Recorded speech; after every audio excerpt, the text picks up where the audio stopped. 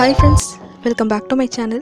இன்னைக்கு class number 39ல ஒரு plain dupattaல ஒரு simple mirror work எப்படி பண்றதுங்கறத டீடைலா பார்க்க போறோம்.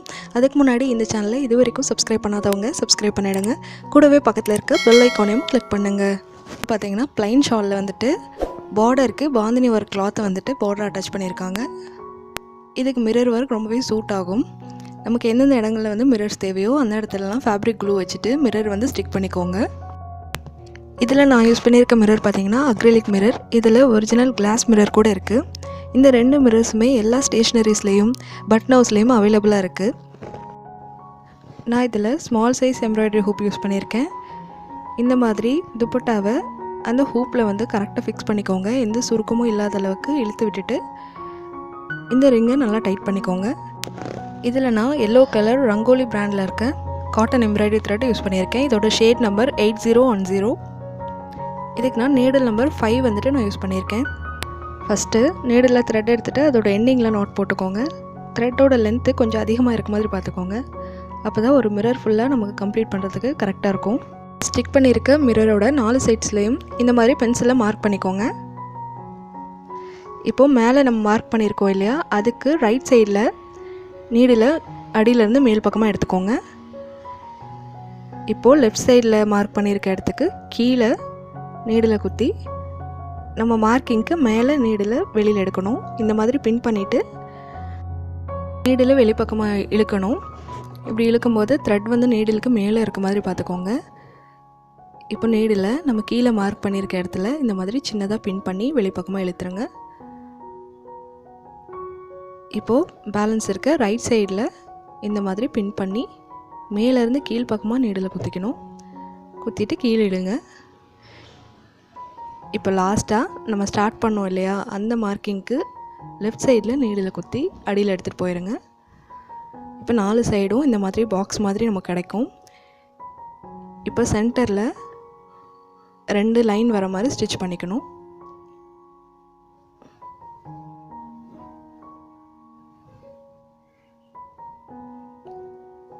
இப்போ நடுவில் 2 ஸ்டிச் போட்டாச்சு. இப்போ கீழேருந்து மேல் பக்கமாக 2 ஸ்டிச் போடணும்.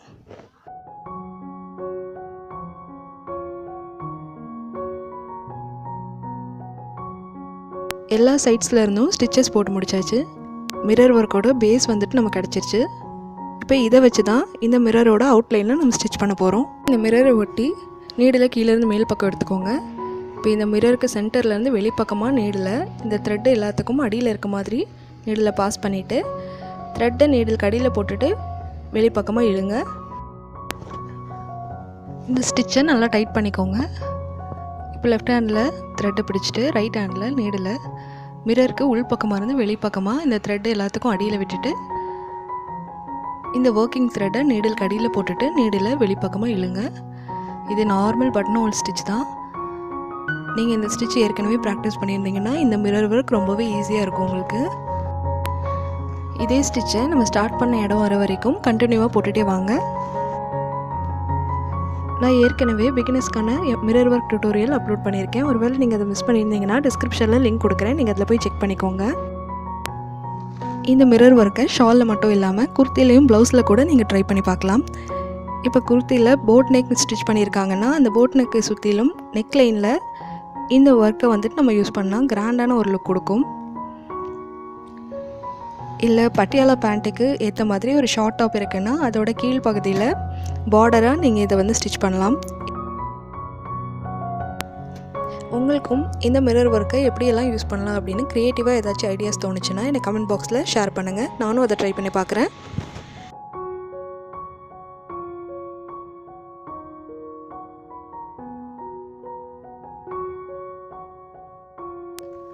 இப்போ இந்த ஸ்டிச்சை வந்து நம்ம ஃபினிஷ் பண்ண போகிறோம். இந்த மாதிரி ஃபைனல் ஸ்டிச் போட்டு முடிச்சுட்டு நம்ம ஸ்டார்ட் பண்ணோம் இல்லையா, அந்த ஸ்டிச்சுக்கு நடுவில் நீடில் குத்தி அடிப்பக்கமாக எடுத்துகிட்டு போயிடுங்க.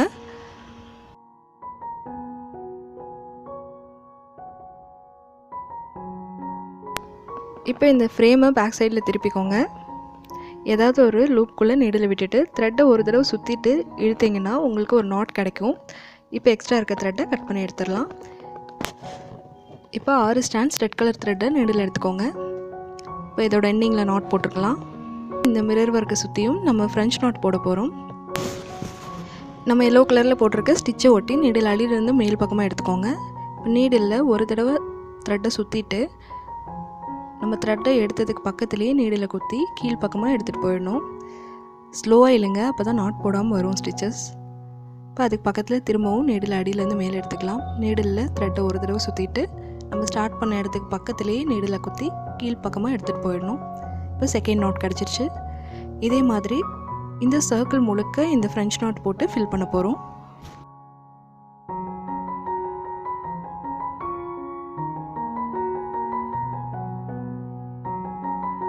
இந்த துப்பட்டாவோட பார்டரில் வந்துட்டு எல்லோ அண்ட் ரெட் கலர் காம்பினேஷனில் டிசைன்ஸ் வந்திருக்கு. அதனால நான் இந்த கலர் யூஸ் பண்ணியிருக்கேன். நீங்கள் வந்து உங்களோட ட்ரெஸ்ஸுக்கு ஏற்ற மாதிரி கலர் காம்பினேஷன் வந்துட்டு சூஸ் பண்ணிக்கோங்க. இப்போது இந்த மிரரோட கடைசி நாட் வந்து போட்டுக்கலாம். இப்போ த்ரெட் அடியில் போனதுக்கப்புறமா பின் பக்கமாக நாட் போட்டுட்டு எக்ஸ்ட்ரா த்ரெட்டை கட் பண்ணிடுங்க. இந்த ஸ்டிச்சை இந்த துப்பட்டா முழுக்க கம்ப்ளீட் பண்ண பின்னாடி எப்படி இருக்குங்கிறத காமிக்கிறேன். இதுதான் இந்த ஷாலோட ஃபைனல் லுக். இந்த ஒர்க் உங்களுக்கு பிடிச்சிருக்குன்னு நினைக்கிறேன். இதை நீங்களும் கண்டிப்பாக ட்ரை பண்ணி பாருங்கள். இந்த வீடியோ சம்மந்தமாக என்ன டவுட் இருந்தாலும் எனக்கு மறக்காமல் கமெண்ட் பண்ணுங்கள். இந்த வீடியோ உங்களுக்கு பிடிச்சிருந்ததுன்னா லைக் பண்ணுங்கள், ஷேர் பண்ணுங்கள், சப்ஸ்கிரைப் பண்ணுங்கள். கூடவே பக்கத்தில் இருக்க பெல் ஐக்கானையும் கிளிக் பண்ணுங்கள். அப்போ தான் என்னோட எல்லா புது வீடியோவையும் நீங்கள் ரெகுலராக பார்க்க முடியும்.